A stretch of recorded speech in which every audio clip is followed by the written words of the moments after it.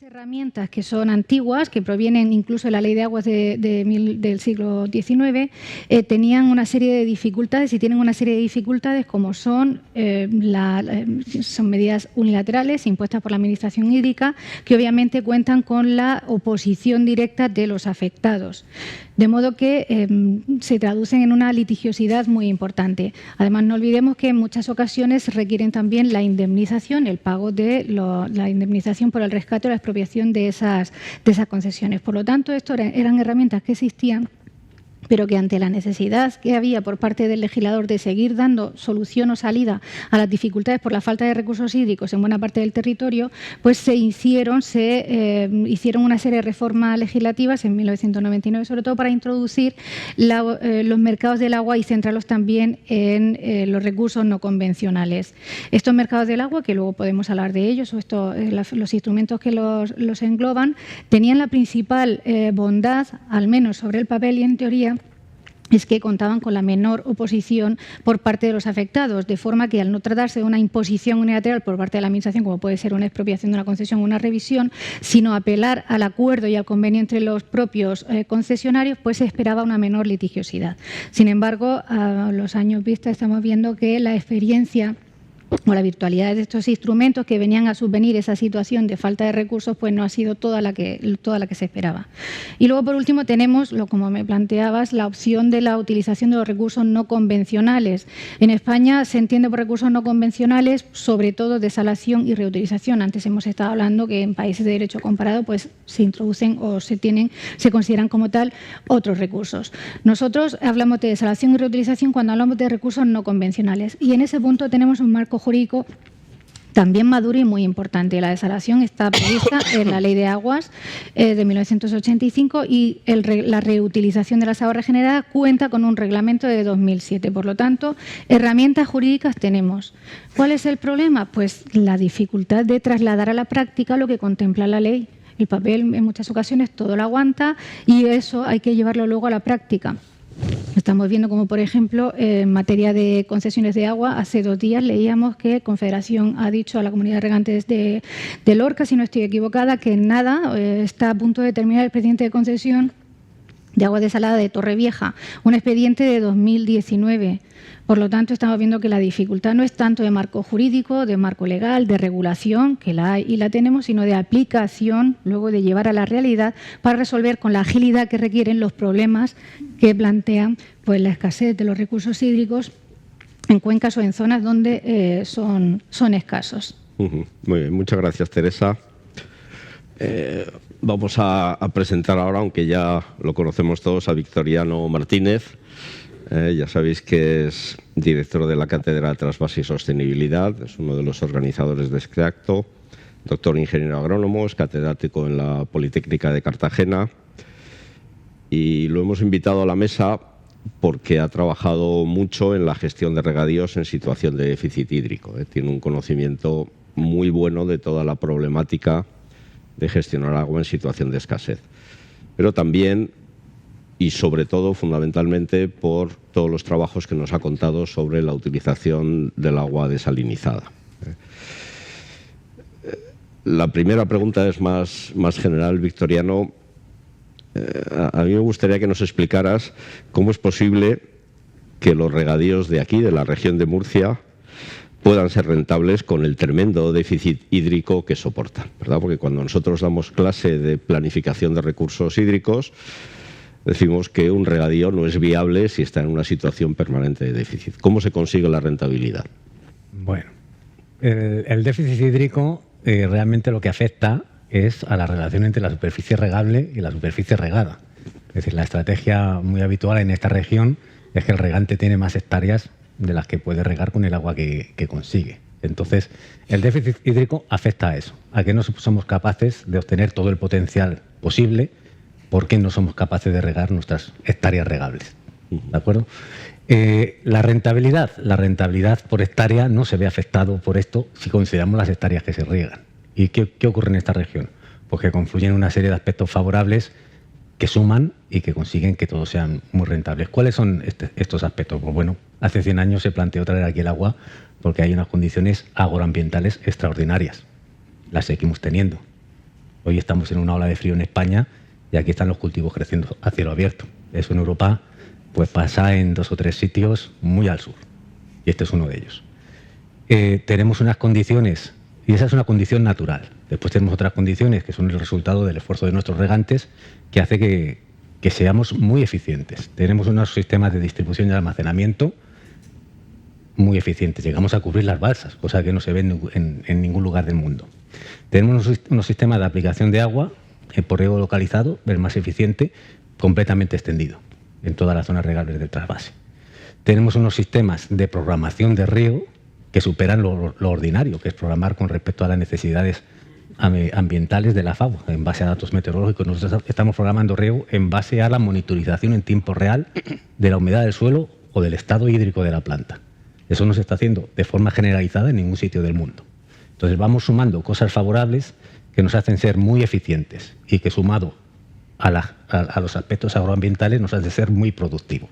Si esa gran productividad la obtenemos en el momento en el que el mercado carece de más producto, que son sobre todo estas fechas, pues conseguimos una gran rentabilidad económica. Lo que pasa es que, como consecuencia del déficit hídrico, perdemos el potencial de lo que no podemos regar. Muy bien, gracias, Victoriano. Ya hemos visto que tenemos un buen marco jurídico, tenemos conocimiento para gestionar el agua y para superar situaciones desfavorables de déficit. Ahora vamos a hablar un poco más específicamente de recursos no convencionales. Para ello hemos invitado a Emilio Nicolás. También es doctor ingeniero agrónomo. Él es investigador científico del CEBAS, que es una institución de un enorme prestigio, no solamente aquí en la región de Murcia, sino a escala nacional e internacional. Y bueno, nos ha parecido oportuno invitar a Emilio porque él ha realizado mucho trabajo sobre la relación agua, suelo, planta, especialmente estudiando las cuestiones de la fisiología vegetal y la relación con la gestión del agua o las prácticas agronómicas que se hacen. Yo creo que nos puede aportar conocimiento muy relevante en todas estas cuestiones. Y lo primero que te quería plantear, Emilio, es que nos ilustraras un poco sobre el papel que juegan ahora mismo las aguas regeneradas en la agricultura de la región de Murcia. ¿Qué efecto tienen sobre las plantas, sobre el consumidor? ¿Es igual regar con agua regenerada que con agua convencional, con agua desalada? Por favor, danos un poco tu visión general. Muchas gracias, Luis. Buenos días. En primer lugar, agradecer al coordinador de la cátedra, y Mariano, y a Victoriano como director de la cátedra, pues es poder estar aquí en compañía de tantos ilustres en la materia. Es un placer. Bueno, pues en principio, cuando decimos regar con agua regenerada, tenemos que tener en cuenta el marco de la cuenca del Segura y la región de Murcia, que ocupa casi el 70% de la demarcación de la cuenca del Segura. Hay que decir que si consideramos que la demanda total de la demarcación hidrográfica del Segura es de en torno a 1.100 hectómetros cúbicos y la región de Murcia ocupa en torno al 68% de esa demanda actual y tenemos en cuenta pues todo las 99 estaciones de depuración que hay presentes en la actualidad, según los datos de SAMUR, de la entidad de saneamiento y depuración de agua residual de la región de Murcia, que cifra más o menos en 110 hectómetros cúbicos, como mucho podemos tener de esos 110 sobre 1.100, 10% de dotación para toda la cuenca. Si consideramos ese 68% que es la región de Murcia y que el regadío murciano consume en torno a 880, 800 hectómetros cúbicos, el papel del agua regenerada es en el total de agua para riego, tendríamos en torno a un 12 o un 13%. Por lo tanto, primer punto, el papel como recurso hídrico no convencional del agua regenerada es fundamental, pero solo nos llegaría a cubrir el 12% de la demanda del regadío murciano. Y hay otra pega que podemos decir, o sea, las aguas regeneradas, en este sentido, bueno, use 12% con los datos que habéis puesto en la primera mesa redonda, pues os podéis imaginar que es muy importante. Pero tenemos que dar otro dato, tenemos que usar un agua que debemos de mezclar, esta agua regenerada, con otras fuentes, otros recursos hídricos.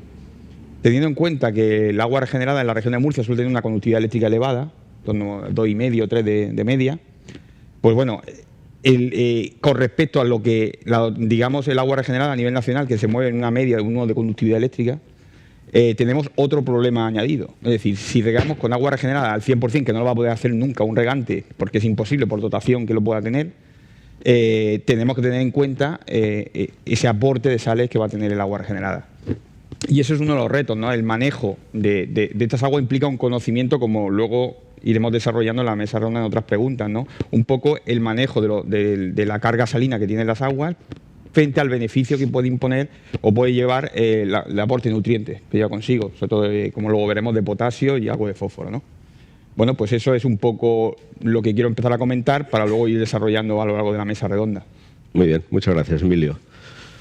Y finalmente, vamos a presentar a Francisco Cabezas. Es difícil de presentar, ya te han presentado como un gurú de la gestión del agua, o sea que ya empezando por eso es difícil, pero bueno, actualmente es el director, ¿no?, del Instituto Euromediterráneo del Agua, es también profesor asociado de la región de Murcia, doctor en Ingeniería de Caminos, tiene una larguísima experiencia en gestión del agua, tuvo, no sé si la mala suerte de tener que ser subdirector de planificación hidrológica, y bien que lo sufrió en su día. Y bueno, la verdad es que yo creo que su conocimiento es casi universal, ¿no? Estamos hablando de a ver a quién podíamos invitar, y dice, ten cuidado porque como le des la palabra no termina de hablar. Pero bueno, voy a soltarte una primera pregunta inicialmente. Y estamos hablando mucho de la gestión del agua, pero a mí me gustaría que nos dieras tu opinión de qué tal se gestionan los recursos hídricos en España. O sea, ¿realmente somos un país tan desastroso en la gestión del agua como a veces queremos pensar? ¿Cuál es tu opinión sobre cómo es la gestión en general en España? No específicamente aquí en la región de Murcia, sino en conjunto en España. ¿Qué tal se hace? ¿Qué tal hacemos nuestro trabajo? Muy bien, Luis, muchas gracias por tu presentación y tu comentario. Se nota que eres un buen amigo. Sí, señor. Y muchas gracias, por supuesto, a la cátedra por haberme invitado a esta jornada, a la cual vengo con mucha satisfacción. Además, no hay nada como estar rodeado de amigos, y este es un foro pues donde en fin, me siento particularmente cómodo. En España se gestiona el agua de muchas maneras según el sitio, va por barrios, como casi todo en la vida, ¿no? En general, la gestión del agua es una gestión satisfactoria. España es un país muy vinculado a los problemas del agua desde tiempo inmemorial, tanto desde el punto de vista técnico, no hay que, en fin, suena muy manido, pero hay que recordar que las primeras instalaciones de grandes regadíos datan de la Edad Media, incluso anteriores, pero en fin, de una forma muy generalizada de la Edad Media, y por tanto, desde el punto de vista, vamos a decir, tecnológico, hay una tradición que es secular, y nunca mejor dicho. Pero no solamente desde el punto de vista técnico, respecto a las infraestructuras para la utilización del agua, sino también desde el punto de vista institucional.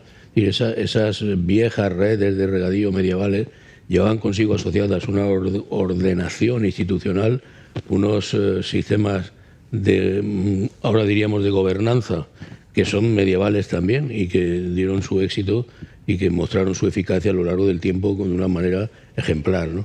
Por tanto, institucionalmente también hay una larguísima tradición que, como antes comentaba Teresa, pues la legislación, hay que recordar que la legislación española del siglo XIX, en su día considerada modélica, la venerable, se le conoce a la antigua ley de agua, fue copiada y fue extrapolada por toda América Latina, con lo cual España creó unos modos de gestión del agua y unos hábitos y unas costumbres que fueron después copiadas en medio mundo, con lo cual yo creo que es una herencia muy satisfactoria, sin perjuicio naturalmente de que todas las cosas con el paso del tiempo requieren su corrección, ¿no? Pero en general yo creo que se puede afirmar que la gestión del agua en España es satisfactoria. Aunque, como digo, va por zonas. Si en general hay una regla que se cumple siempre, que es que hay una gran proporcionalidad con la escasez. Y el buen uso va muy asociado a la escasez. Mayor escasez pues hace que haya necesariamente que aguzar el ingenio, y por tanto se suele utilizar mejor cuanto menos hay. Con lo cual es una ley, digamos, perfectamente razonable y lógica, ¿no? Si en un sitio donde hay una gran abundancia y donde el agua es gratuita, pues hay una tendencia perfectamente natural también al despilfarro, podríamos decir, y es también perfectamente lógico y comprensible, ¿no? En el caso del Segura se da una circunstancia, en España esa es la situación, y en el Segura yo creo que la situación se caracteriza por un rasgo básico, fundamental, que es la escasez. Y la escasez ha hecho que a lo largo de la historia, desde, en fin, ejemplos, todo esto para hacer enciclopedias, se haya aguzado particularmente el ingenio para conseguir el aprovechamiento extremo de los recursos que en las fechas modernas, digamos, llegan pues a todo lo que estamos viendo en esta jornada, ¿no? Sistemas extremadamente sofisticados, tecnologías muy punteras aplicadas en la utilidad de todo esto, una optimización en grado muy extremo, ¿no? Y esa es la situación, es decir, de forma general, el comportamiento o digamos la buena práctica tradicional, podemos decir, con excepciones, que hay en España, pues en el caso del Segura se ve particularmente subrayada por la escasez de aquí, que hace que necesariamente haya habido que desarrollar, tanto desde el punto de vista técnico como desde el punto de vista institucional, modelos nuevos y modelos que se sean capaces de sobrellevar de la mejor manera posible la escasez de la que se enfrentaba la cuenca, ¿no? Muy bien, muchas gracias. Teresa, ¿el marco legal que tenemos es suficiente, es adecuado para fomentar el uso de los recursos no convencionales, o crees que habría que retocar algo, habría que modificar alguna cuestión para conseguir una mejor implantación de todos estos recursos?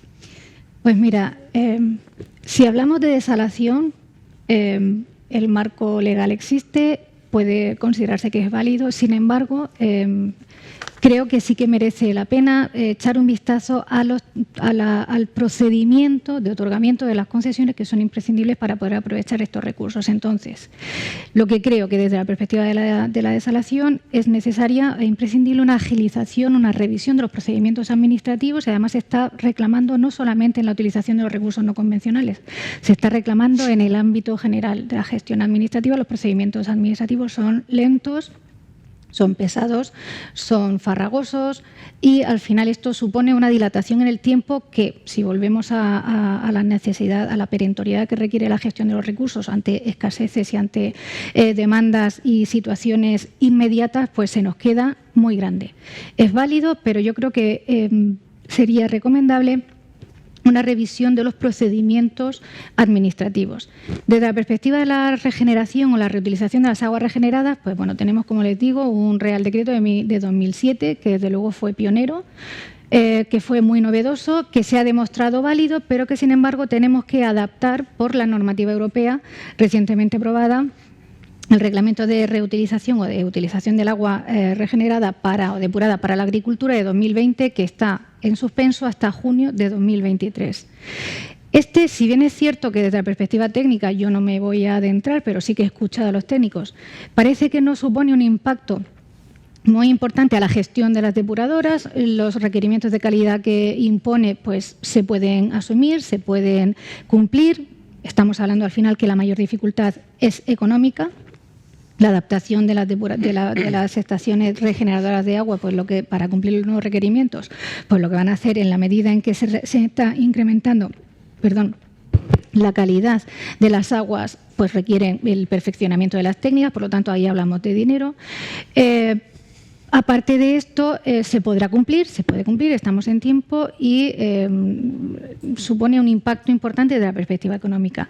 En cuanto a la normativa propiamente dicha, bueno, pues sí que jurídicamente hablando hay algunas novedades importantes que supone como digo, una revisión del reglamento, y desde luego yo creo que resaltaría de todo ello el plan de gestión del riego que deben elaborar las estaciones regeneradoras.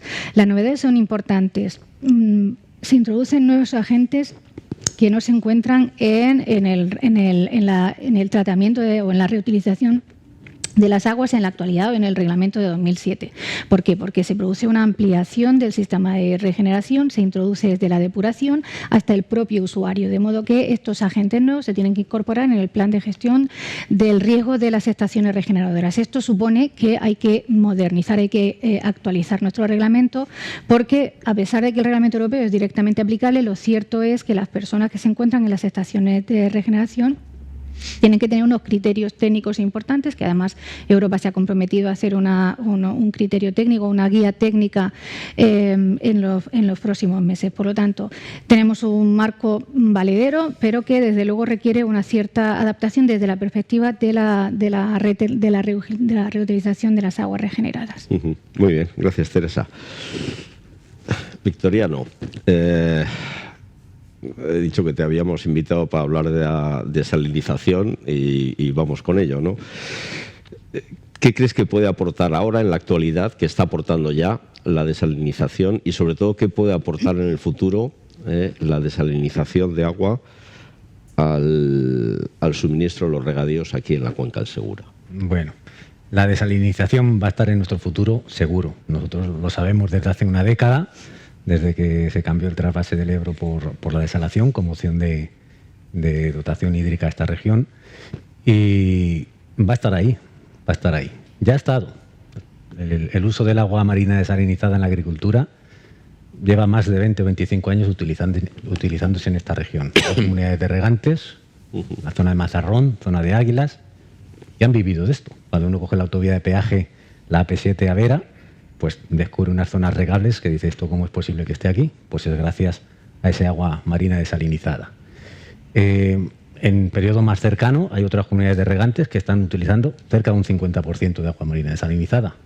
El campo de Cartagenas es una de ellas. Los últimos 4 o 5 años, prácticamente la mitad de la totalidad de recursos que se han aplicado en esta región tienen ese origen. Y ha seguido funcionando, digamos, con la misma potencialidad que ha tenido antes. Y en el futuro esto se tiene que extender a muchas otras regiones, porque todas las comunidades de regantes que dependen del trasvase, si no reciben estos aportes, pues van a tener un déficit todavía mayor al que tienen. Por lo tanto,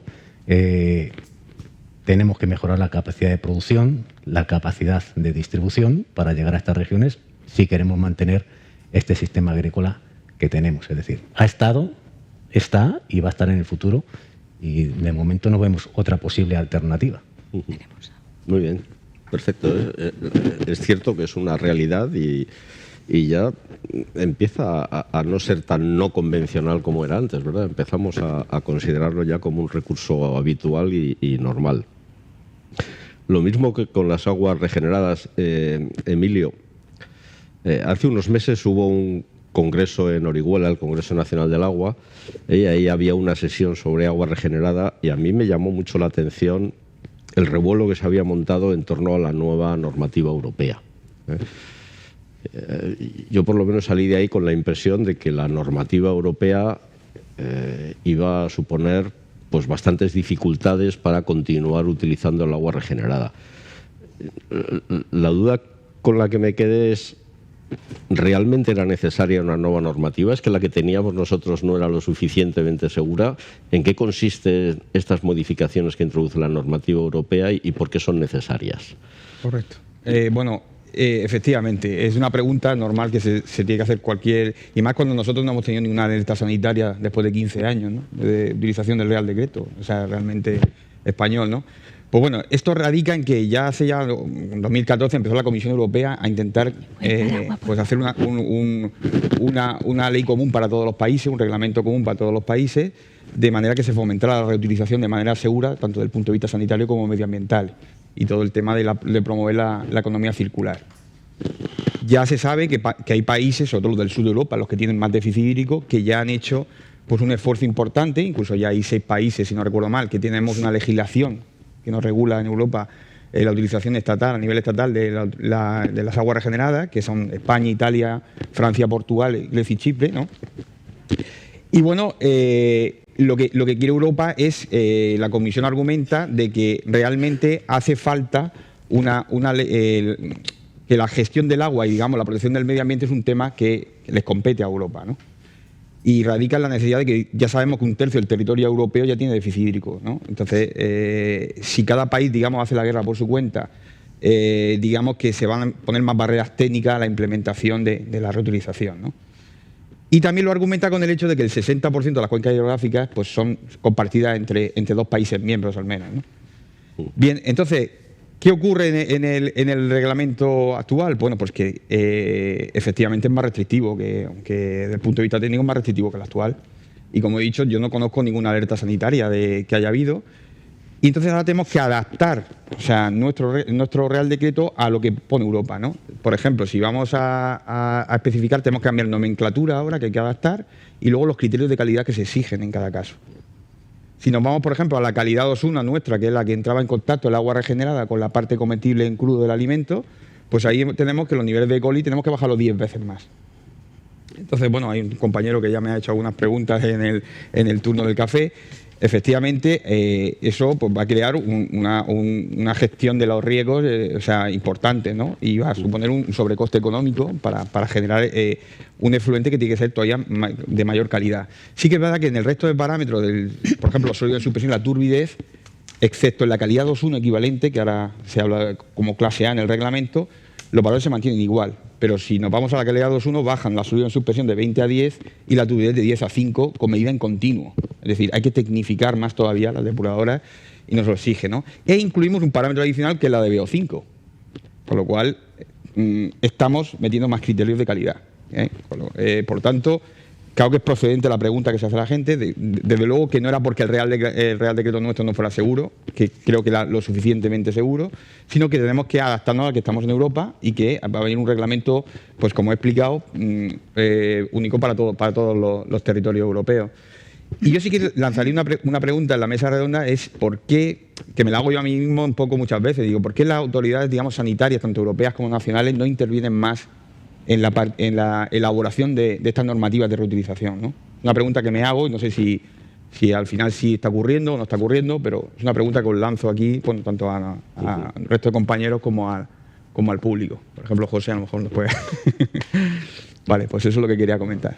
Yo la duda que tengo yo es si esta nueva normativa va a suponer una merma en la disponibilidad de este tipo de recursos. O sea, si va a haber alguna planta que no cumpla la normativa y por lo tanto va a dejar de estar disponible el recurso, o si es una cuestión simplemente de trámite adaptarse a esta nueva normativa. Bueno, según nos transmite SAMUR, y en ese aspecto tenemos una suerte aquí en la región de Murcia, no va a pasar. O sea, tenemos que el análisis de viabilidad de nuestras depuradoras, que casi todas tienen tratamiento terciario, van a poder adaptarse.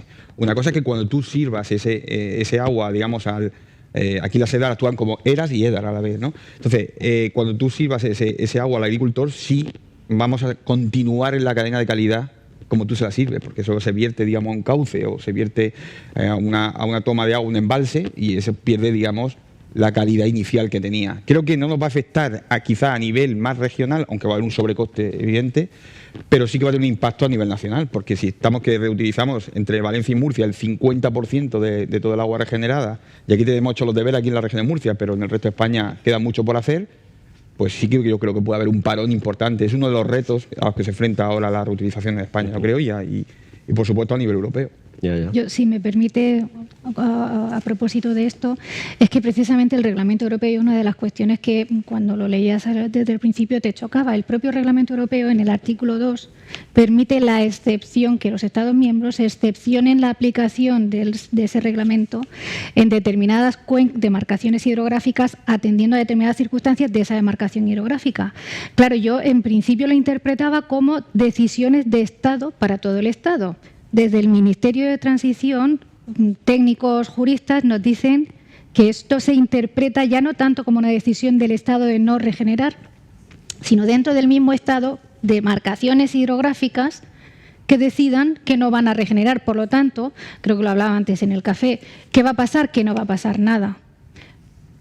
En el ámbito interno en España, ¿qué va a pasar? Pues que el Reglamento Europeo no va a obligar a la demarcación del Cantábrico a regenerar, porque precisamente desde el Ministerio decían que este artículo 2.2 les sirve de cobertura para no imponer la regeneración en determinadas cuencas hidrográficas sobre la base de que no todas las cuencas hidrográficas están en condiciones de regenerar.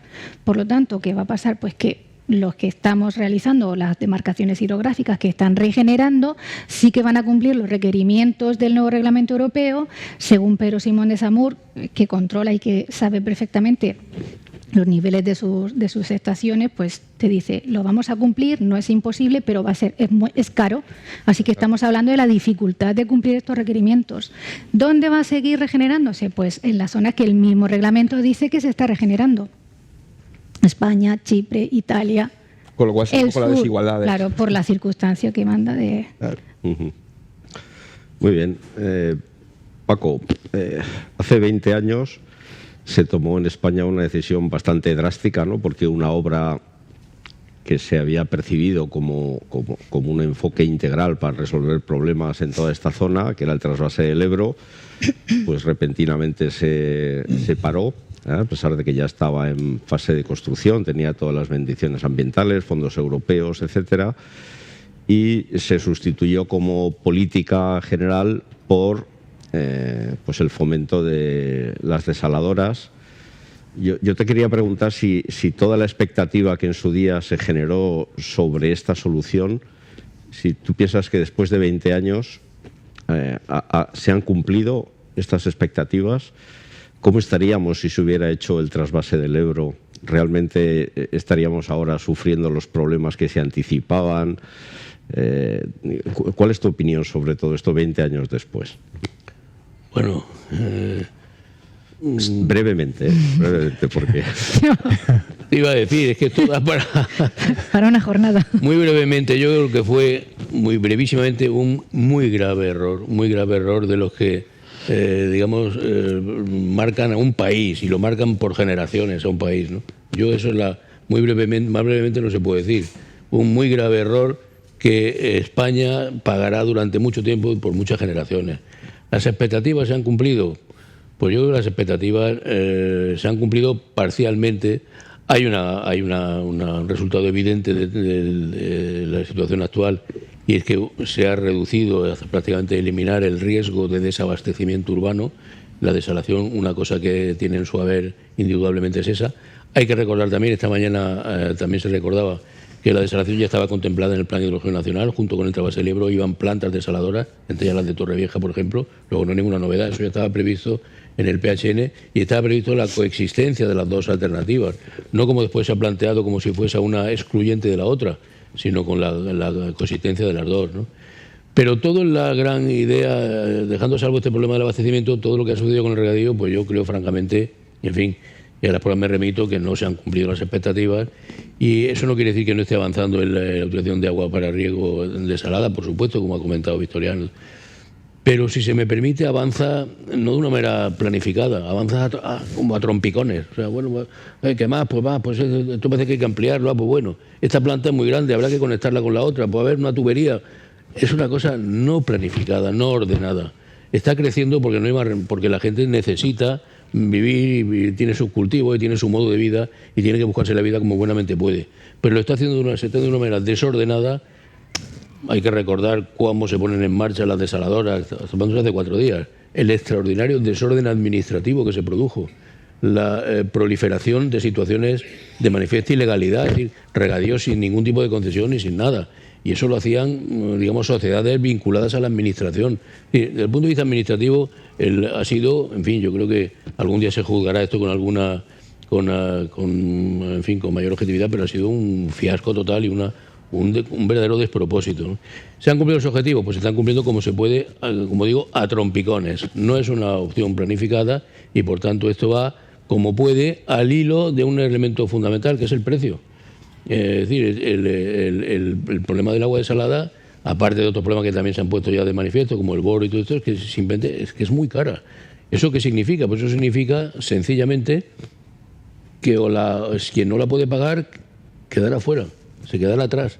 Es decir, no es una solución que incluya a todo el sector, sino que es una solución que discriminará en función de la capacidad de pago que se tenga. Y habrá sectores importantes, es decir, la función social, que es una cosa que en España siempre ha arraigado mucho y es un concepto que tenemos muy asimilado, la función social del regadío desaparecerá con este tipo de soluciones y quedará como una actividad meramente económica que podrá ser soportada por los más poderosos y que se paliará en la medida de lo posible con un sistema de subvenciones. Son subvenciones muy problemático, pues las subvenciones tienen que afectar tanto a la propia instalación, como no solamente a la propia instalación, sino luego a su operación indefinidamente. Esto es insoportable. Es decir, se puede plantear como un año, un par de años, como una situación de verdadera agonía, pero permanentemente pensar no solo que te van a regalar la planta, sino que luego van a estar todos los años dándote dinero para que la hagas funcionar, eso sencillamente es insoportable. Aparte de, quizá hasta inmoral, porque no sé hasta qué punto hay que andar subvencionando una actividad que al fin y al cabo es una actividad productiva indefinidamente con cargo a todos los impuestos, ¿no? Lo que es que se plantean problemas de fondo muy graves y que lo que se está haciendo, en mi opinión, es retrasar el problema, en absoluto resolverlo. Es decir, el problema que hay planteado en la cuenca del Segura, Campo de Cartagena, por supuesto, como un ejemplo muy ilustrativo, pero en general en toda esta zona, y no solamente en Segura, sino también en la zona de Alicante, la zona próxima afectada por el trasvase, es un problema que no se ha abordado con el rigor que requiere y que, por supuesto, en estos momentos no está resuelto. Y lo que se está haciendo es intentar retrasarlo para que la haga, retrasarlo en el tiempo y a ver si con el paso del tiempo pasa algo milagroso y algo que no resuelve el problema. Algo milagroso que no va a suceder, ¿eh? Con lo cual se retrasa, pero no se resuelve. Efectivamente, si estuviera construido el plan hidrológico nacional, pues estaríamos hablando de una cosa completamente diferente. No estaría planteado el conflicto muy grave que hay en estos momentos planteado con la planificación hidrológica del Tajo. Esos problemas ni se plantearían porque estaríamos pensando en otras cosas, ¿no? Pues sería un escenario muy distinto. Estaríamos pensando en el caudal ecológico del Ebro. Efectivamente. Sería 700 metros cúbicos por segundo. Efectivamente. Bueno, en fin, no, la verdad es que efectivamente yo la reflexión que hago es que nuestra generación heredó de la generación anterior una infraestructura hidráulica que costó muchísimo esfuerzo construir, pero nos la dieron en perfecto estado de servicio, con unos costes de operación y mantenimiento bajísimos, hasta el punto de que una de las cosas que nos echan en cara a los españoles es el bajo coste que tiene el agua, pero es que realmente gracias a las obras de regulación que tenemos, el agua superficial tiene un coste muy barato, ¿eh? Y todo esto se lo debemos a la generación anterior. Y le estamos dejando a la generación siguiente pues una colección de problemas que va a ser muy difícil de gestionar, ¿eh? Es cierto. Así es. Bueno, mercados del agua. Realmente hay un mercado del agua, ¿verdad? Hemos oído a Sara decir tenemos agua comprada a tanto precio, ahora vamos a comprar este otro. ¿Hay en España un mercado del agua? ¿En qué condiciones se puede recurrir, por ejemplo, al contrato de cesión de derechos de uso? Bueno, pues igual que voy al mercado a comprar leche o a comprar fruta, ¿puedo ir a algún sitio a comprar agua si la necesito? En primer lugar, creo que deberíamos decir el mal llamado mercado del agua porque realmente no nos encontramos ante un mercado en el sentido puro, estricto y económico del término. Hay una regulación que se introdujo, como dije, en el 99. En algunos sitios se venía practicando, ¿verdad?, las subastas de agua en zonas tanto de Alicante como de la propia Murcia. Pero en el 99 se modificó la ley para que esto que en algunos lugares se practica de forma convencional estuviera regulado y recogido en la normativa. En todo caso, tanto el contrato de cesión como los llamados bancos del agua, que son los centros de intercambio, están intervenidos por la Administración Pública, de modo que no estamos dejando al albur de los particulares los intercambios o las ventas de agua. No estamos hablando de esto. El contrato de cesión, tanto en el banco del agua como en el contrato de cesión, partimos de la base de que hablamos de concesionarios. No voy a aburrirles ahora con los requerimientos o los requisitos.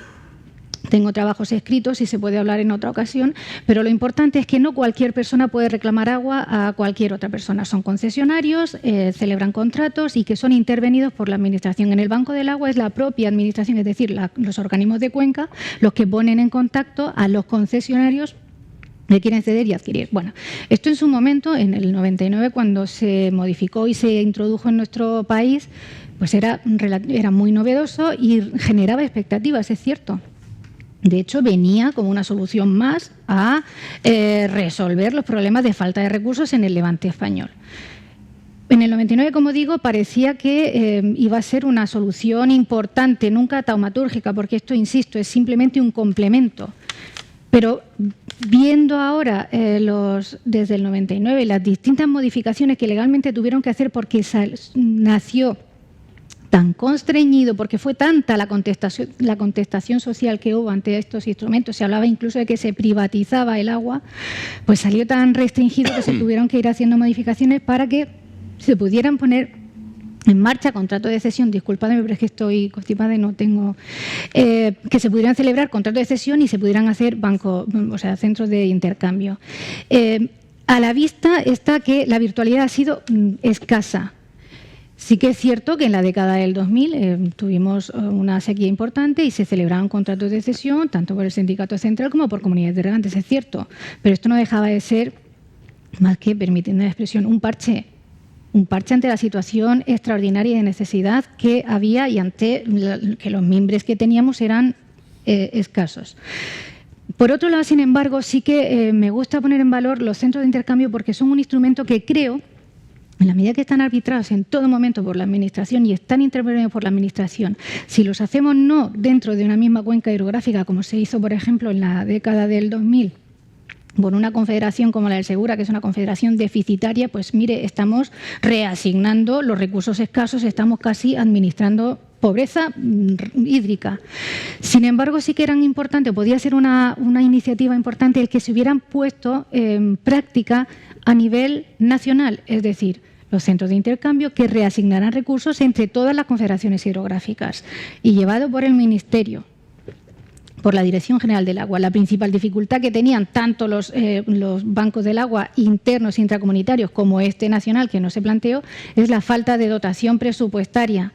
Es el organismo de cuenca el que adquiría los caudales, se hacían ofertas públicas de adquisición, los concesionarios que querían desprenderse durante un año hidrológico o el que correspondiera de esos caudales los ofertaban y la Confederación adquiría, compraba, por lo tanto necesitábamos dotación presupuestaria que no tenía. Tal vez ahora, no sé, con las posibilidades que plantean los fondos europeos del Next Generation, tal vez se pueda aprovechar en articular o en pensar como un ensayo más, como una herramienta más, el fomentar este tipo de bancos del agua, pero, insisto, a nivel nacional, porque la práctica nos ha demostrado que los internos, los que se gestionan los organismos de cuenca en el ámbito puramente interno, su virtualidad ha sido escasa, muy limitada. Por lo tanto, pues sí que se celebran incluso contratos de cesión de aguas regeneradas. Hemos visto que en algunas localidades y algunas comunidades de regantes, perdón, es que no puedo hablar, algunas comunidades de regantes los han celebrado, pero estamos hablando de una aportación o de una representatividad muy escasa para la dificultad que estamos teniendo, que sabemos que tenemos ante, además, el inminente recorte de recursos por la vía del trasvase. Y un simple comentario a esto que está comentando Teresa. Efectivamente, en su día se planteó y se maduró la idea de que el paso siguiente que había que dar en el tema de la cesión de derechos era la creación de un banco único nacional del agua, no por demarcaciones, sino uno solo para todo el país. Eso le dimos muchas vueltas, incluso se llegó a preparar la formulación jurídica de todo eso, hay borradores donde todo eso se pensó, y romper la idea de que había que crear bancos, digamos, por demarcación, sino uno solo para todo el país. La limitación fundamental que se planteó en su momento, o que se percibió que se iba a plantear, no era curiosamente una limitación económica, era una limitación política. Es decir, eso chocó contra los intereses territoriales de determinadas zonas que no les gustaba la idea de que pudieran moverse agua como consecuencia de la cesión y del intercambio de derechos entre distintos territorios. Disculpa, es que igual no me he explicado bien. La dificultad económica eran los bancos internos de Confederación Hidrográfica del Segura, por ejemplo. Sí. Que ahí es donde está la principal dificultad. En el nacional no. En el nacional, evidentemente, es que volvíamos a hablar de trasvases. En el nacional hablábamos de nuevo de interconexión de cuencas y de transferencia de recursos entre distintas cuencas. O sea, había interconexión de cuencas que era tanto el trasvase en sentido convencional, de asignar recursos de una zona a otra, como una movilización, digamos, voluntaria de recursos ya asignados en un territorio. Es decir, agua libre, agua con dueño y agua sin dueño, la que podía circular por los canales. El agua con dueño, pues esa era objeto de este banco, ¿no? Y este banco se pensó suprimir la idea de los bancos por cuencas y hacer un banco único. Y la dificultad principal con la que se encontró aquello fue efectivamente una naturaleza política, es decir, porque no gusta o no gustaba a determinados sectores que se pudiera mover el agua. El agua que se quede aquí, efectivamente, se quede. E incluso en los contratos de cesión que se celebraron estábamos viendo como sistemáticamente en los últimos años ya la Dirección General, los contratos de cesión que afectaban a distintas cuencas, insisto. Se informaban negativamente. Aquí la reasignación de recursos que buscaba el Banco del Agua y los mercados del agua era reasignar a nivel nacional. Es decir, para que entre las cuencas deficitarias y no deficitarias se produjera esa reasignación. Y veíamos como en los últimos años los contratos de cesión intercuencas eran sistemáticamente denegados por la Dirección General del Agua, dando ocasión incluso a la revisión de concesiones cedentes, de las concesiones cedentes, y decía, oiga, usted es el tercer año y me plantea un contrato de cesión, por lo tanto usted no requiere los caudales que está dispuesto a ceder. Luego, verdaderamente, bueno, pues es una situación, una solución con unos efectos limitados, que tal vez no la necesitaríamos si tuviéramos otras soluciones desde una perspectiva nacional que pudieran reasignar o efectivamente redistribuir los recursos jurídicamente, legalmente. Pues pensemos, por ejemplo, en un plan hidrológico nacional con conexión. Bueno, lo que ocurre es que, claro, ahora las dificultades son otras. Muy bien, tema muy interesante. A ver, Victoriano, brevemente también. Ventajas e inconvenientes del uso del agua desalinizada, del agua marina, en la agricultura. Es difícil ser breve, pero voy a intentar dar solo unas pinceladas. Depende de los enfoques. Un primer enfoque sería la planificación. Como ha dicho Paco, si estuviese una planificación bien hecha, bien controlada, la disponibilidad de agua desalada sería programable. Se eliminaría toda la incertidumbre. ¿Tú sabes la incertidumbre que tienen los regantes de esta región que nunca saben el agua que van a tener? Pues eso se eliminaría. Eso puede atraer las inversiones. Es decir, bien planificada, una gran ventaja. Segundo enfoque económico, un desastre. O sea, precios reales por encima de €1 son inasumibles para muchísimos cultivos y para muchísimas explotaciones. El trabajo de los regantes es pelear ese precio. Sabemos lo que cuesta. Tienen que pelear a lo que la compren. Esos márgenes son los que tienen que ganar, porque si no es muy difícil. Es muy difícil. Aspecto ambiental. Pues desde el punto de vista ambiental, lo más importante a tener en cuenta hoy es el cambio climático. Pasar o utilizar masivamente estas aguas implica grandes emisiones. Se consumen muchos kilovatios en su producción y actualmente pues, hay una vinculación importante del kilovatio hora consumido a la emisión de CO2. ¿Es un problema de la desalinización? No, la desalinización ha progresado mucho y está en un nivel tecnológico muy avanzado. Es difícil mejorarla. Es un problema del sistema energético. Si evolucionamos el sistema energético, podremos mitigar ese factor. Y por último, el factor agronómico pues tiene aspectos positivos y aspectos negativos. El principal aspecto positivo es un agua de una muy baja salinidad. Eso en agricultura es oro. O sea, tener baja salinidad te implica que puedes jugar mucho con ese agua, utilizarla con otras aguas de tipo marginal, mejorar la producción, puesto que no estás afectando la producción por un exceso de salinidad, da mucho juego. Y después tiene algunas singularidades en su composición química, una alta presencia relativa de boro, cloro, sodio, que pueden tener afecciones en determinados cultivos, que por los estudios que estamos haciendo hay que saber gestionar. Es decir, no tienen por qué ser una limitación, pero sí que tiene que ser el agricultor muy consciente de esos problemas para incorporarlos en su gestión diaria y evitarlos. Tenemos poca experiencia, no tenemos de quién copiar, como hemos dicho en la presentación esta mañana de las jornadas, y pues tenemos que hacer investigación para hacer el mejor uso posible desde el punto de vista agronómico. Muy bien, perfecto, muchas gracias. Emilio, a mí me gustaría, porque, vamos a ver, nosotros los que estamos en el mundo del agua, continuamente oímos determinados sectores echar la culpa de todo lo malo que pasa a los regantes, ¿no? Que se despilfarra el agua, que es el... No hablo solamente en España, incluso en reuniones internacionales, ¿no? Siempre se dice que los regantes pues es la mayor demanda de agua, que no hacen un uso eficiente del agua, que se despilfarra, que uno de los problemas que hay para la gestión del agua es conseguir que se mejore la eficiencia en la agricultura. A mí me gustaría que nos comentaras lo que hacen los regantes por aquí para gestionar el agua, ¿no? Porque muchas veces no somos conscientes de la alta tecnificación que tenemos y cómo conseguimos usar no solamente el agua, sino todos los fertilizantes y todo de una forma integrada y técnicamente optimizada, ¿no? ¿Podrías ilustrarnos sobre estas cuestiones? Sí, como muy bien has dicho, Luis, evidentemente, claro que a nivel mundial, de lo poco agua dulce que tenemos, de las 100 partes por millón, de 1.400 millones de kilómetros cúbicos que tenemos en el planeta, 140.000 solo son agua dulce utilizable, del cual el 70% lo destinamos a agricultura, ¿no? Entonces, claro, es fácil decir, oye, pues tenemos margen de mejora. Si pensamos que el 40% de la producción de alimentos en el mundo se obtiene dedicando solo a la agricultura de regadío, a una superficie del 20%, pues más que reducir superficie de regadío, que está de moda, reducir la superficie de regadío, lo que tenemos que hacer es mejorar la eficiencia de uso del agua en parcela, a nivel global estoy hablando, que se cifra por ser del orden de menos del 50%. Entonces, el concepto de eficiencia de uso del agua hay muchos enfoques. Si nos vamos a un especialista en riego, hablaría de eficiencia de distribución, almacenaje, etcétera. Si hablamos de un fisiólogo vegetal, pues iría fotosíntesis y conductancia automática. Bueno, a nosotros lo que nos ocupa es agronomía. ¿Qué hace el agricultor desde el punto de vista agronómico? Kilos que obtiene por metro cúbico de agua aplicada. Entonces, aquí precisamente estamos en la zona, yo creo que ejemplar, como antes ha dicho Vitoriano, de cómo estamos haciendo esa mejora en la eficiencia de uso del agua, eso vía ahorro de agua, ¿no? La región de Murcia primero hizo los deberes, la primera modernización, pasó todos los sistemas de regadío a riego localizado, o sea, están todo bajo riego localizado, y la segunda modernización, que ya estamos inmersos y que ya tenemos muy avanzado, es la formación, tanto en prácticas de manejo de riego deficitario como en manejo de aguas no convencionales, que, como muy bien ha dicho Vitoriano, requiere otro tipo de manejo del habitual que se estaba haciendo.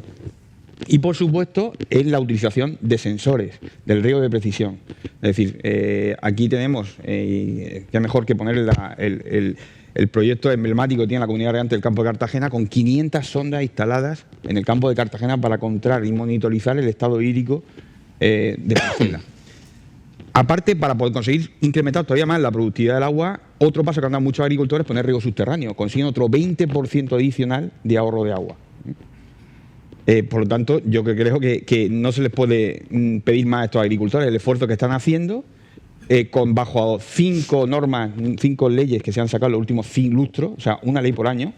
Recordar, por la Ley 3/2020 de protección y recuperación del mar menor, junto con la Ley de medidas cautelares, que yo creo que algunos de vosotros ya las conocéis muy bien, bueno, impone ya el tema de colocar sensores del estado hídrico del suelo, y el nuevo plan de modernización de regadío, del cual está subvencionado con los fondos, como ha dicho Teresa, con los fondos Next Generation, les obliga a cumplir una serie de objetivos medioambientales muy drásticos con el principio del DNSH, de no causar daño significativo al medio ambiente, cumplir con los 6 objetivos medioambientales, que es adaptación y mitigación del cambio climático, bueno, pues todo el tema de economía circular, el preservar los recursos hídricos y marinos, y la adaptación y la restauración de ecosistemas.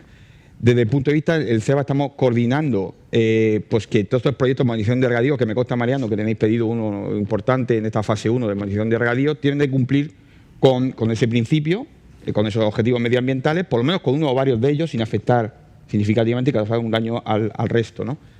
Desde ahí hemos creado las bases con unas 5 directrices, en la que la primera, ya la Comunidad Regante del Campo de Cartagena cumple con la instalación de tantas sondas de humedad en el suelo que tenéis. Luego tenéis que la directriz de la calidad del agua y el retorno de riego, lo del mantenimiento de estructuras vegetales, de la fauna, todo, y luego la quinta con el programa de formación y divulgación de buenas prácticas agrarias, que los destinatarios de las comunidades de regantes tienen que pues desarrollar para ser beneficiarios de esos proyectos de modernización de regadío. Por lo tanto, aquí en la región de Murcia, decir que un agricultor no ha hecho los deberes, bueno, pues si no lo ha hecho aquí, no lo ha hecho nadie en el mundo posiblemente, ¿no? Aquí, bueno, pues es un ejemplo que Mariano nos puede corroborar, ese emblemático proyecto de 500 sondas, ¿no? Luego ya podemos hablar de otras leyes en las que nos ponen ya medidas en continuo el contenido de fósforo en el suelo. Que yo trabajo en investigación, estamos desarrollando sensores para ver que se pueda monitorizar, pero adelantar eso en una ley está más allá de lo que todavía podemos desde la investigación darle al agricultor un soporte fiable para que sea capaz de llevar a cabo, ¿no? Entonces yo creo que, bueno, en la situación del agricultor en esta zona de la región de Murcia, pues es cada vez más competitivo, ya se ha metido en el mundo de la digitalización, en el conocimiento de los manejos de riego que tiene que hacer, incluso en estrategias de riego por goteo subterráneo. Yo creo que han hecho todos los deberes. Sí, sí, para mí eso es incuestionable, ¿no? Quizá la asignatura pendiente sea todo el tema de la comercialización, los mercados, eso todavía daña la imagen de la agricultura, ¿no? Que el tomate se ha quedado sin recoger porque no han encontrado un precio suficiente que valga la pena. Eso lo digo desde el punto de vista de un espectador de la televisión en Madrid. Ese tipo de situaciones que no son consecuencia de la actividad agrícola realmente, sino que es más del tipo de estructura socioeconómica que hemos creado en torno a la agricultura. Eso sí que es importante corregirlo para proteger aún más la imagen del agricultor. Bueno, estamos realmente fuera del tiempo. Voy a hacer una pregunta más a Paco Cabezas, pero si alguno del público quisiera intervenir, pues adelante, porque como hemos dicho, nuestra filosofía es hacer aquí una tertulia, una mesa en la que podamos intervenir todos, tanto para opinar como para hacer alguna pregunta. Mientras vais pensando alguna pregunta o alguna colaboración, voy a lanzarle a Paco una pregunta sobre la integración de los recursos no convencionales en la gestión del agua, ¿no?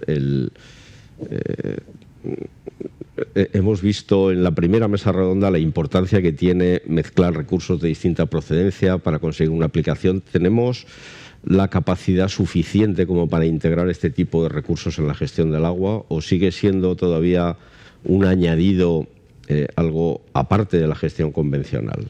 ¿Somos capaces de integrarlos ya? Es una cuestión interesantísima esta, Luis. Vamos a ver, muy sintéticamente. Yo creo que desde el punto de vista técnico, bueno, tanto Emilio como Victoriano han explicado la situación en la que yo creo que la madurez técnica que se tiene sobre todo esto es indudable. En estos momentos se está en la vanguardia de lo que se puede hacer y, por tanto, si hay que hacer algo más, se hará. Yo creo que ahí no hay dificultades, ¿no? Desde el punto de vista administrativo, jurídico, pues hay algunos flecos. Se ha hablado también, antes lo ha comentado Teresa, la situación, y Emilio, que también la situación que hay respecto a algunos reglamentos de reutilización. En fin, hay una serie de cuestiones que hay que resolver en términos jurídicos para, digamos, cerrar ya el ciclo de la utilización de recursos no convencionales de una manera, vamos a decir, en un nivel de maduración similar al desarrollo tecnológico, ¿no? Y luego faltaría una cosa, en mi opinión, que no es solamente a los recursos no convencionales, sino a todos los recursos, y es la necesidad de desarrollar una idea con la cual yo vengo dándole vueltas muchos años, que es la de los sistemas integrados. Hace tiempo, como digo, que yo vengo madurando, vamos dando vueltas y pensando en una cuestión que casi, y yo creo que es el paso que queda por dar, ¿no? Por hacer un pequeño recorrido histórico. Es decir, tradicionalmente cuando se planteaba un aprovechamiento de agua, pues se hacía una obra hidráulica y esa obra hidráulica tenía una utilización. Y eso generaba, la obra tenía un coste y eso generaba normalmente una tarifa que se imputaba, un canon o tarifa que se imputaba al beneficiario de esa actuación. Eso, vamos a decir, es el modelo tradicional de toda la vida. Se hace una obra hidráulica y eso genera unos cánones, esos cánones se pagan y el beneficiario los paga y se acabó. Bien. Un siguiente paso, vamos a decir, en los años mediados del siglo pasado, en los años 60, se pone muy de moda el asunto de los aprovechamientos múltiples. Los aprovechamientos múltiples, que ya una actuación hidráulica no sirve solo para una actividad, sino que sirve para varias. Ejemplo clásico en España ha sido el de regadío y las centrales hidroeléctricas, el uso hidroeléctrico y el uso de regadío, ¿no? Y entonces una presa se construía y tenía esa doble utilidad. Servía tanto para producir energía como para generar una regulación que servía para regar. Y eso ya introducía una cierta complicación, porque ya no había un beneficiario, sino que había como mínimo dos, el eléctrico y el regadío, ¿no? Y eso permitía que se pudieran compartir costes y de hecho se establecían tarifas que tenían una parte que devengaba el regadío y otra parte que la pagaba el eléctrico, según la titularidad de la obra. En fin, se complicaba un poco más, ¿no? Pero yo creo que ahora estamos ya en la siguiente fase, y es la fase donde los sistemas ya no es que una actuación sirva para varios propósitos, es que, y me permitiréis la exageración, todas las actuaciones sirven para todos los propósitos, ¿eh? Es decir, en estos momentos estamos ante una situación donde todos los sistemas se interconectan, están interconectados, donde se puede colocar agua de orígenes muy diversos, en usos también muy diversos, donde la conectividad de las redes ha permitido que cosas que, digamos, que todo esto esté muy unificado, y eso es lo que venimos llamando sistemas integrados. Fijaos qué oportunidad tiene esto. Pues el sistema integrado tiene dos oportunidades fundamentales. Tiene una oportunidad técnica, y es que al estar interconectado la posibilidad, y perdonadme por la palabra, La resiliencia que tiene un sistema de este tipo es mucho mayor que la que tendrían si fueran los sistemas aislados. Un sistema interconectado es un sistema mucho más resiliente que un sistema separado. Por tanto, desde el punto de vista técnico, de garantía de suministro, de seguridad, de estabilidad, las garantías son evidentes. Pero hay una ventaja muy importante sobre este asunto, que es la ventaja económica, porque es el mecanismo para unificación de costes. Es decir, eso permitiría, unificación de costes no quiere decir un coste único para todo, pero sí una cierta gradación por usos y por categorías, si me apuráis de uso, pero no rompería la vinculación de que estos pagan la regulación de esta presa y ya está. Y luego el resto pues paga tiene que pagar. No, todos pagan, todos y contribuyen al funcionamiento del sistema, de forma diferenciada naturalmente según las distintas circunstancias. Pero hay la posibilidad de mezcla de costes y de reparto de tarifas más proporcionada, más justa, que daría mucha mayor flexibilidad y que permitiría un juego de maniobra que en estos momentos no se tiene. Fijaos que en cierto modo es a lo que se está atendiendo. Y hay cuando a veces se habla del sistema único de explotación de la Comunidad del Segura, en fin, el sistema único de explotación se está utilizando para lo que, en fin, el sistema de explotación es una especie de intento de llegar ahí. El sistema de explotación significa que tú puedes utilizar las infraestructuras como mejor convenga, pero no significa, como a veces se ha visto, por ejemplo, que pueda haber agua de la desaladora en el cenajo. Eso no puede ser. Eso es una utilización, vamos a decir, perversa, incorrecta, más que perversa, incorrecta del sistema de explotación único. Eso no lo permite la legalidad. La legalidad lo que permite es un cierto juego de maniobra, pero la introducción de esta figura de los sistemas integrados rompería hasta esa limitación y permitiría que efectivamente ya que el agua no esté, que esté en cenajo, está donde convenga que esté, y habrá que desarrollar sistemas de optimización de la explotación. Ojo, que combinen tanto la cantidad del agua como la calidad y que por tanto permitan una utilización eficiente desde el punto de vista de la calidad de los recursos según los distintos usos. Permitiría un juego de tarifas y de costes que en estos momentos es un sueño, y permitiría una serie de ventajas que yo creo que son muy importantes. Esto, como digo, no vengo dándole vueltas muchos años. Yo estoy seguro de que me voy a jubilar, no lo voy a ver.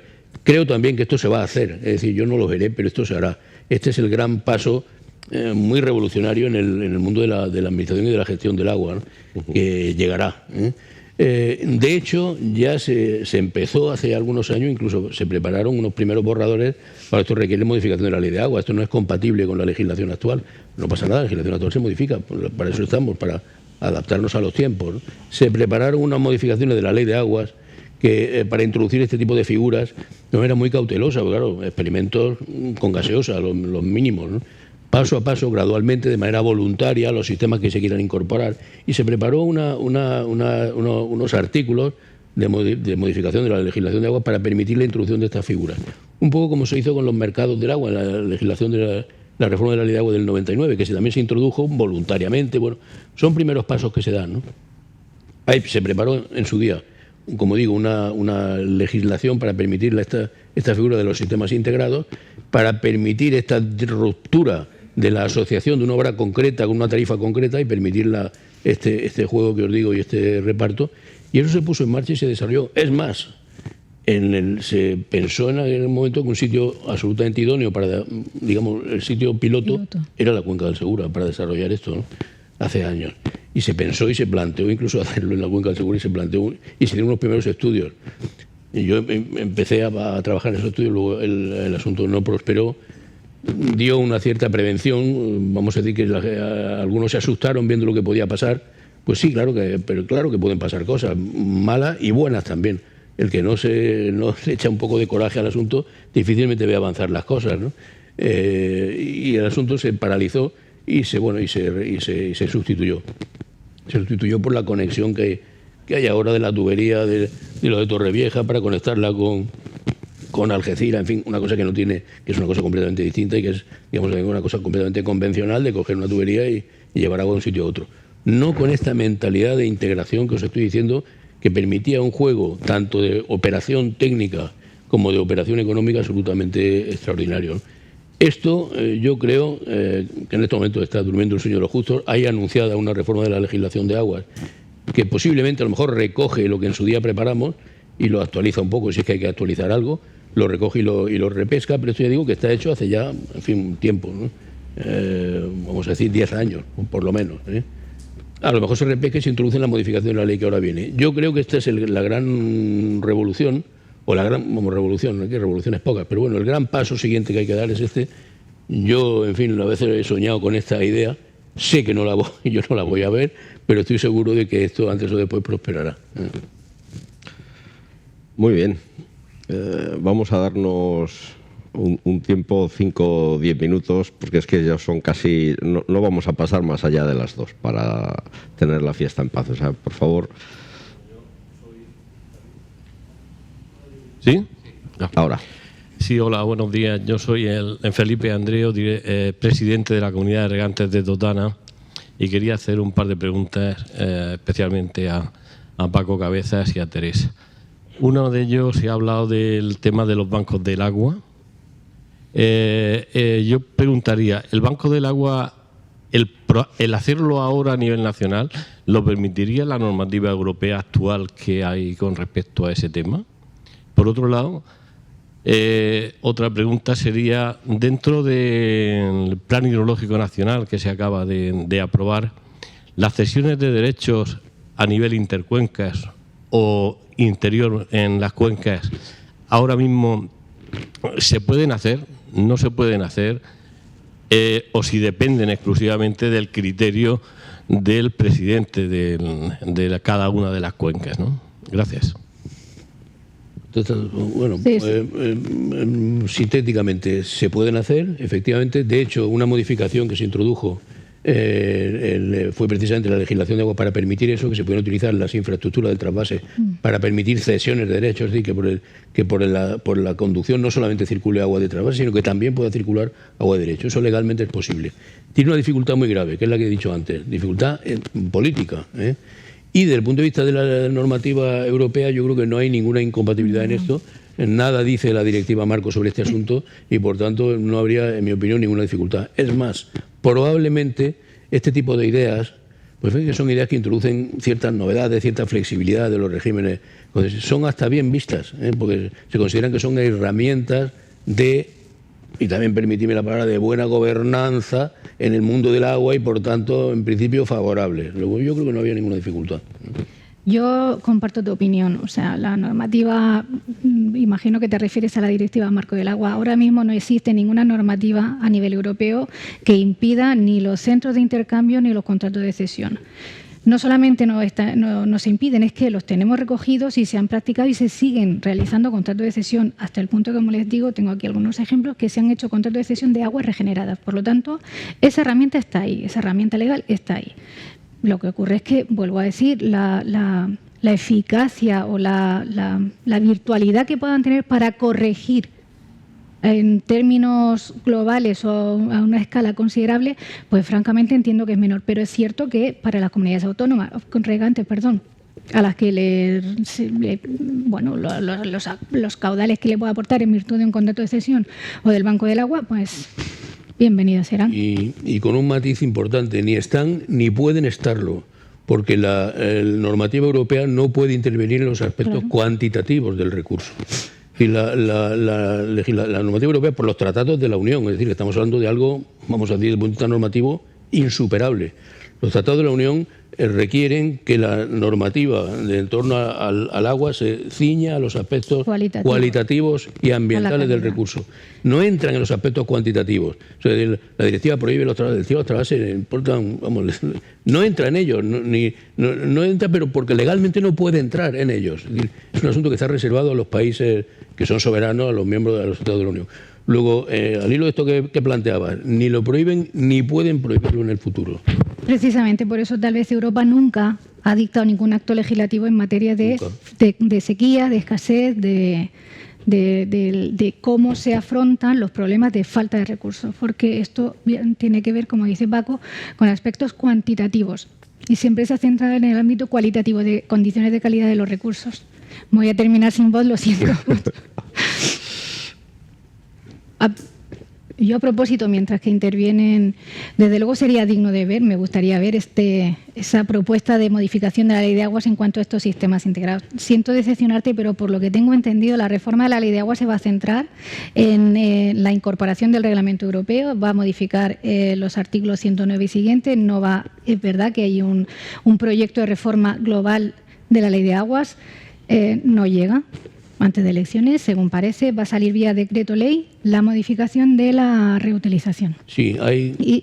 Y simplemente, me parece una idea bonita, incluso utópica, sobre todo si tenemos en cuenta la Administración Hídrica Española, Paco. Estamos viendo que se ha planteado hace nada un recurso al Plan Hidrológico del Segura porque no contemplan las concesiones de la desalación de Lentisco a comunidades de regantes que compraron hace años, cuando firmaron el convenio con Aquamed, sus dotaciones. Y hemos tenido una administración hídrica española que, por un lado, ha vendido agua a los regantes a través de los convenios que se celebraron, creo que son 15 años, pero que la Confederación Hidrográfica no le había dado el título concesional.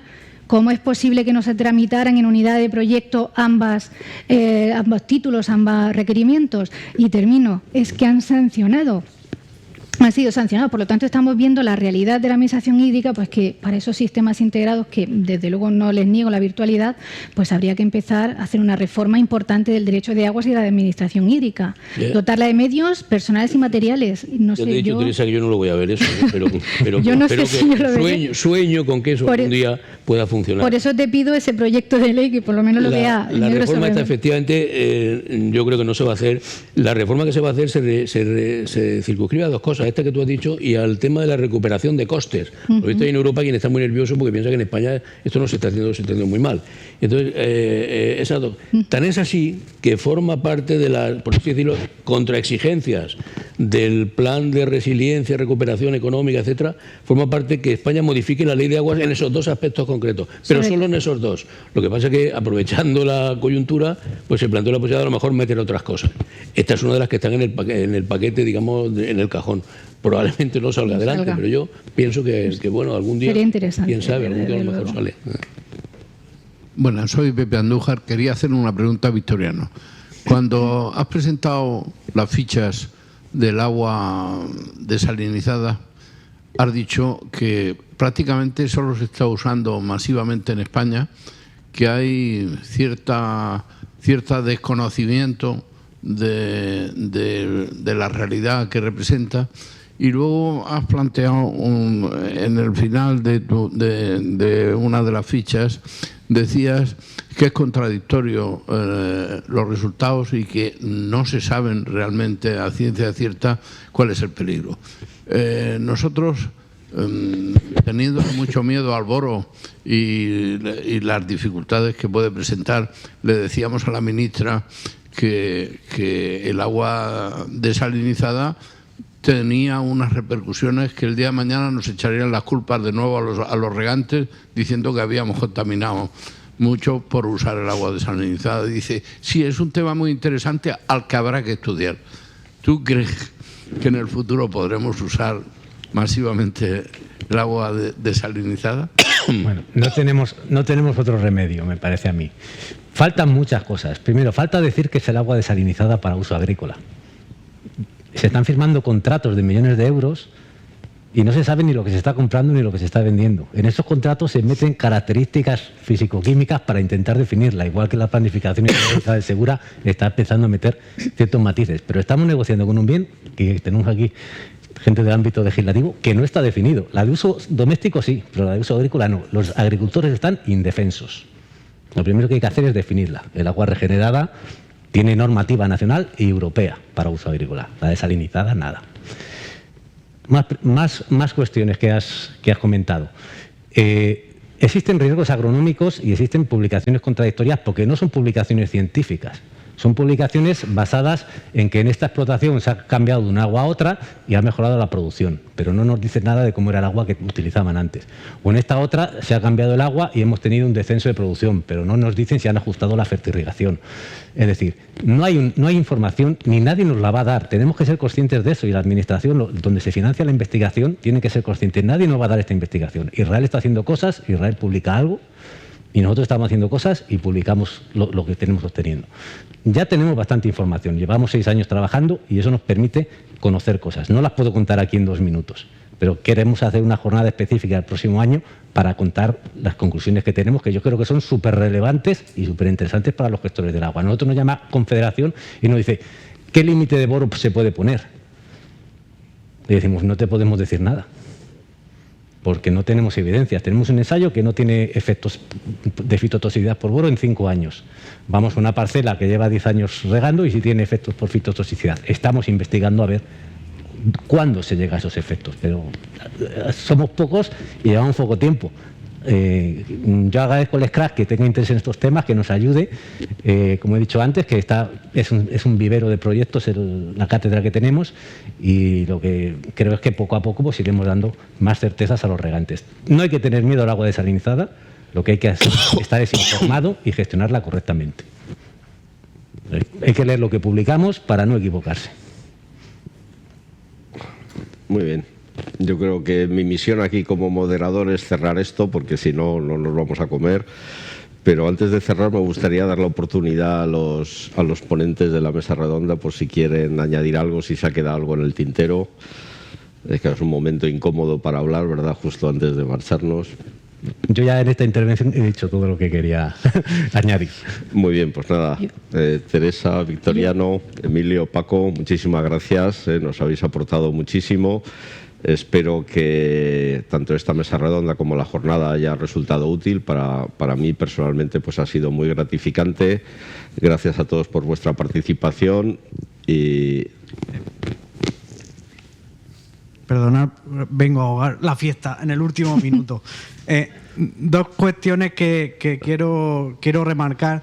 Antes, Manuel Martínez, presidente de la Comunidad Regante del Campo de Cartagena, ha abordado un tema que creo que es necesario recordar, y es, en el plazo máximo de 3 años tenemos la obligación de aportar certidumbre a la agricultura de regadío de esta zona. Entonces, yo creo que irremediablemente tenemos que ir a empujar en el sentido de abrir de nuevo la planificación, Manolo, porque al final las grandes obras en 3 años no van a estar. La orden ministerial que salió la semana pasada hablando de las tarifas de suministro de agua desalada ya dice en su preámbulo que la producción de las plantas desaladoras de Acuamed está al límite de su capacidad nominal. El trasvase ya hemos hablado suficiente de él. Tenemos los planes de actuación de aguas subterráneas que se abordarán muy en breve. La vía judicial la abriremos, pero yo creo que sí, que con el fin de que no se postergue, como siempre pasa, la aprobación definitiva de los planes hidrológicos, pues vamos a tener que ir a empujar en el sentido de que se abra cuanto antes, y más teniendo en cuenta que hay unos caudales ecológicos que nos están diciendo que la metodología puede ser no muy consistente, el propio Real Decreto. Eso por un lado. Y por otro, con respecto al sistema integrado que comentabas, Paco, yo creo que efectivamente hay que ir muy en esa línea, porque hay cosas que son fáciles de abordar. Una de las alegaciones que planteó el sindicato al plan de cuenca del Segura pues era la posibilidad de dejar volúmenes de agua en cabecera, meterlos en la infraestructura del post-trasvase, y que agua de la Pedrera pudiera ir a través del canal de Urchillo en destino a la Vega Baja, que además tiene problemas de conductividad muy grandes. Y además quitaríamos de llenar de agua desalada, como estamos llenando cada vez más, pues la zona del Campo de Cartagena, Pilar de la Horadada, etcétera. Por lo tanto, esa vía creo que efectivamente, como bien dices, Paco, pues habrá que indagarla bastante bien, porque el recorrido que nos queda es ese, solo esas 2 puntualizaciones. Muy bien, muchas gracias. Pues nada, yo creo que con esto vamos a terminar. Gracias a todos y hasta pronto.